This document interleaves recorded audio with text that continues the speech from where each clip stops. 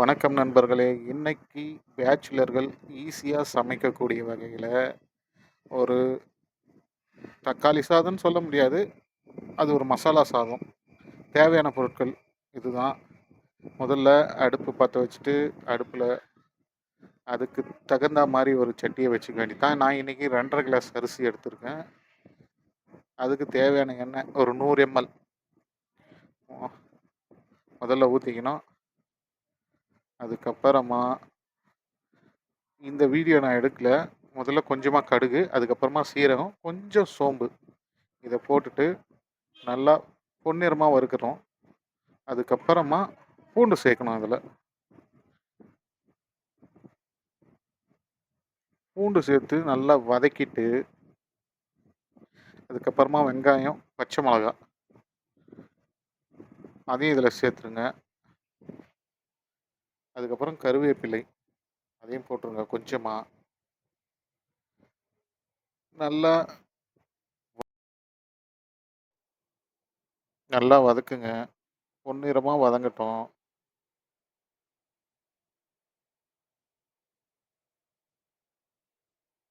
அதுக்கப்புறமா கொஞ்சம் மஞ்சத்தூள்,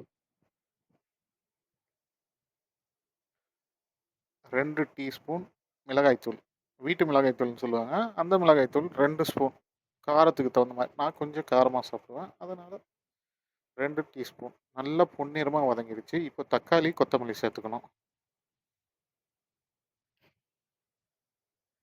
தக்காளி, கொத்தமல்லி சேர்த்துட்டு அதையும் நல்லா வதக்கணும். நல்லா தக்காளி மசிகிற அளவுக்கு வதக்கணும். நல்லா வதக்குங்க. கொஞ்சமாக உப்பு சேர்த்துக்கிறேன். உங்களுக்கு எவ்வளோ தேவையோ அந்த அளவுக்கு உப்பு சேர்த்துக்குங்க. உப்பு கொஞ்சம் சேர்த்திங்கன்னா சீக்கிரமாக தக்காளி வதங்கிடும்.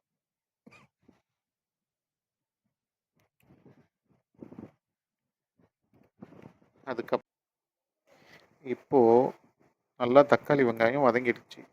இப்போ தண்ணி சேர்க்கணும். நான் டம்ளரில் 2.5 டம்ளர் அரிசி எடுத்திருக்கேன். அதுக்கு 1 டம்ளருக்கு 1.5 டம்ளர் தண்ணி. மொத்தம் 2.5 டம்ளருக்கு 4 டம்ளர் தண்ணி வச்சுருக்கேன். கொஞ்சம் எக்ஸ்ட்ரா வச்சுருக்கேன்.